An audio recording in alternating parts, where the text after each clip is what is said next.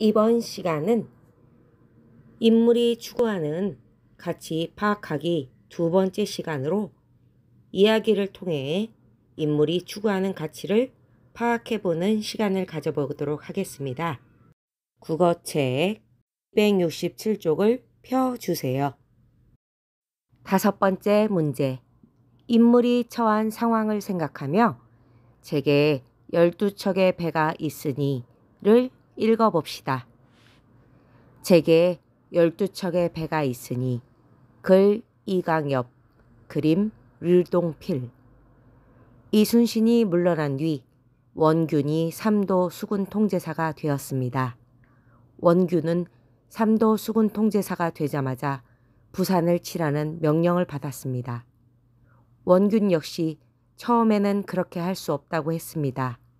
그렇지만 계속해서 명령이 떨어지자 따를 수밖에 없었습니다. 결과는 뻔했습니다. 조선 수군은 무참하게 져서 원균은 죽고 배는 부서졌으며 싸움에 나갔던 병사들도 대부분 죽거나 포로가 되었습니다. 1597년 8월 나라에서는 이순신을 다시 삼도 수군 통제사로 세웠습니다. 이순신은 전라도로 내려가면서 남은 배와 군사를 모았습니다. 그나마 여기저기 상한배 12척과 120여 명의 군사를 모을 수 있었습니다. 나라에서는 아예 바다를 포기하고 육군으로 싸우라고 했습니다. 이순신은 임금님께 글을 올렸습니다. 지난 5, 6년 동안 일본이 충청도와 전라도 쪽으로 공격해 오지 못한 것은 수군이 그 길목을 막고 있었기 때문입니다. 이제 제게 12척의 배가 있으니 죽을 힘을 다해 싸운다면 이길 수 있을 것입니다. 이순신은 오랜 고민 끝에 울돌목을 싸움터로 정했습니다. 울돌목은 육지와 육지 사이에 낀 아주 좁은 바다였습니다. 그 사이를 흐르는 물살이 어찌나 빠른지 물 흘러가는 소리가 꼭 흐느껴 우는 소리 같다고 해서 그런 이름이 붙은 곳입니다. 또 물살 방향도 하루에 4번씩이나 바뀌는 특이한 곳이었습니다. 이순신은 작전을 짰습니다. 우리는 모든 것이 적다. 무기도 적고 군사도 적고 배도 적다. 적은 것을 갑자기 늘릴 방법은 없다. 그러나 많아 보이게 할 수는 있을 것이다. 이순신은 우선 고기잡이 배와 피난 가는 배들을 판옥선처럼 꾸미게 했습니다. 비록 실제로 싸울 수 있는 배는 먼저 구한 12척과 나중에 구한 1척, 이렇게 총 13척밖에 안 되었지만 멀리서 보면 수십 척의 판옥선이 갖추어진 것처럼 보이게 한 것입니다. 백성들에게는 바다가 보이는 육지의 산봉우리에서 계속 돌아다니게 했습니다. 마치 우리 군사의 수가 많은 것처럼 보이도록 한 것입니다. 이순신은 모든 준비를 끝낸 뒤 부하 장수들을 불러 모았습니다. 죽으려 하면 살고 살려 하면 죽는다. 오늘 우리는 이 말처럼 죽기를 각오하고 싸워야 한다. 마침내 수많은 적선이 흐르는 물살을 타고 우리 수군 쪽으로 빠르게 쳐들어왔습니다. 그러나 이순신은 물살 방향이 조선 수군에게 불리해질 때까지 공격하지 못하게 했습니다. 드디어 물살 방향이 반대로 바뀌자 이순신은 일제히 공격하도록 지시했습니다. 단번에 30척이 넘는 적의 배가 부서져 버렸습니다. 일본 배들은 뒤로 물러나려고 했습니다. 그렇지만 물살이 너무 세서 배를 돌릴 수도 없고 앞으로 나아갈 수도 없었습니다. 우리 수군은 이때를 놓치지 않았습니다. 적의 배를 향해 총통을 쏘고 불화살을 날리며 총공격을 했습니다. 단 13척의 배로 133척의 배를 물리친 기적 같은 전투였습니다. 이 전투가 바로 명량대첩입니다. 백성들은 이순신을 믿고 다시 모여들기 시작했습니다. 오랜만의 평화였습니다. 그러나 이상하게도 이순신의 마음은 불안하기만 했습니다. 꿈자리도 뒤숭숭했습니다. 말을 타고 언덕 위를 가다가 말에서 떨어졌는데 막내 아들 면이 밑에서 이순신을 받는 꿈이었습니다. 참으로 이상했습니다. 나쁜 꿈은 바로 다음 날 현실로 드러났습니다. 면이 마을을 기습해온 일본군과 싸우다가 죽었다는 소식이 날아든 것입니다. 일본군이 이순신에 대한 분풀이로 이순신의 고향 마을을 공격한 것이 분명했습니다. 면은 이제 겨우 21살의 젊디 젊은 청년이었습니다. 이순신은 이 일이 자기 탓처럼 여겨졌습니다. 내가 죽을 것을 그 애가 대신 죽었구나. 마음속에서는 이런 소리가 터져 나왔습니다. 밤이면 몇 번씩 자다 깨다 했습니다.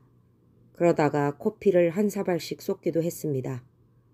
잠깐만 눈을 붙여도 아들 면의 모습이 보였습니다. 이순신은 자기도 모르게 이를 악물었습니다. 이제는 끝내야만 해. 아직도 저에게는 12척의 배가 있습니다. 비록 배는 적지만 제가 죽지 않는 한 적이 감히 우리를 업신여기지 못할 것입니다. 6번째 문제. 제게 12척의 배가 있으니를 읽고 질문을 만들어 짝과 묻고 답해 봅시다. 가로 1번. 다음 낱말을 활용해 글 내용을 확인하는 질문을 만들어 짝과 묻고 답해 보세요. 다음 낱말을 살펴보니 누가, 언제, 어디에서, 무엇을, 어떻게, 왜. 육하원칙이네요. 자, 이런 육하원칙에 맞춰 질문을 한번 만들어 보도록 해보세요. 이해를 돕기 위해 예시 답안을 보여드릴 테니 참고해서 질문을 만들어 보도록 해봅시다.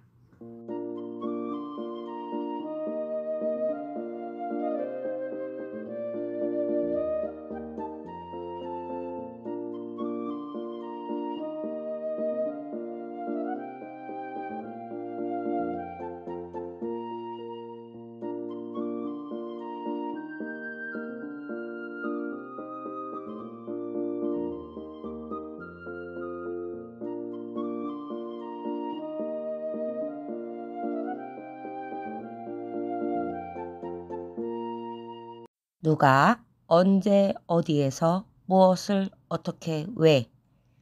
이 낱말을 활용해 글 내용을 확인하는 질문을 만들어 보았나요? 정리가 다 되었다면 그 다음 문제로 넘어가도록 합시다. 가로 2번.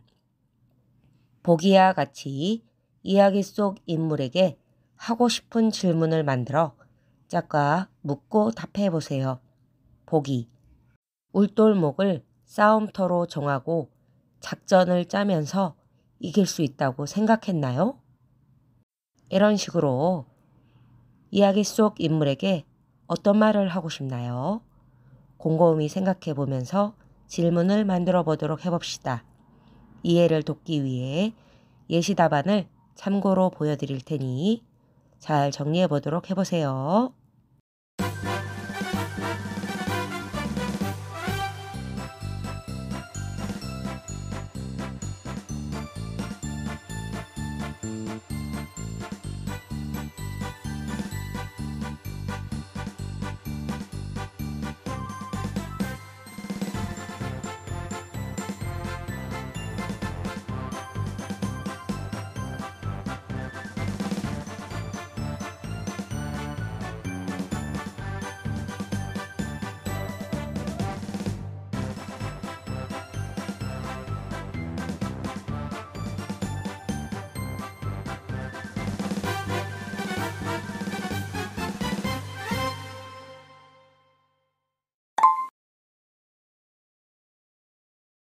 7번째 문제.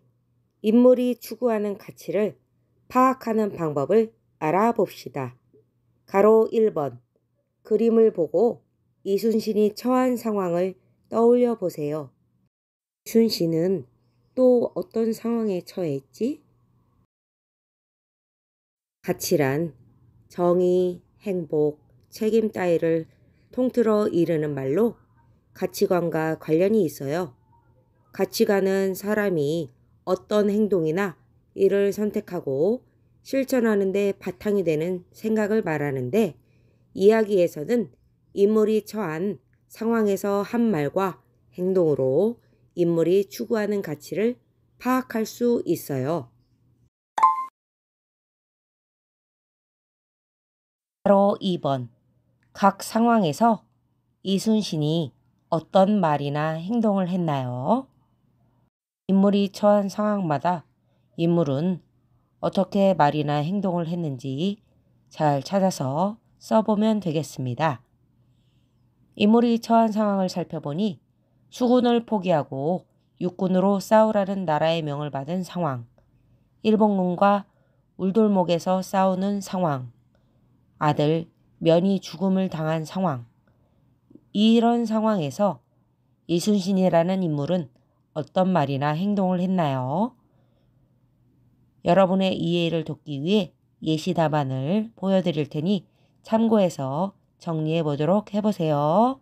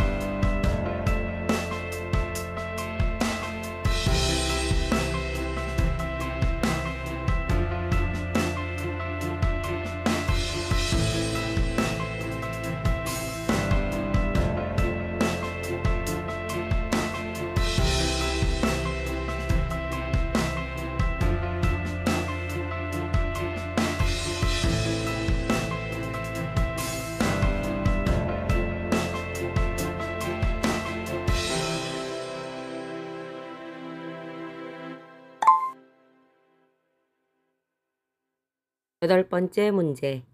이순신이 처한 상황에서 한 말과 행동으로 보아 그가 추구하는 가치가 무엇인지 써봅시다. 부침 6의 가치 낱말표를 활용하세요. 예를 들어서 어떤 고난도 포기하지 않고 극복하려는 위지를 추구한다. 용기를 추구한다. 자신감을 추구한다. 이런 식으로 문장을 완성해서 쓸 수 있겠습니다. 여러분도 각자 여러분의 생각을 담아 정리해서 써보도록 해보세요.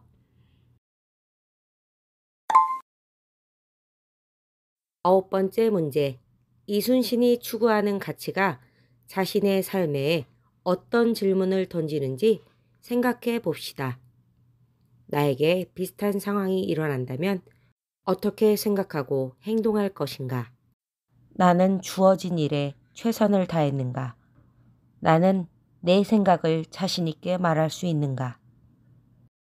우리는 이야기 속 인물의 생각이나 삶에서 교훈을 얻을 수 있고 자신이 현재 겪는 문제나 어려움을 해결할 방법을 찾을 수 있어요. 10번째 문제. 이야기에서 인물이 추구하는 가치를 파악하는 방법을 정리해 봅시다.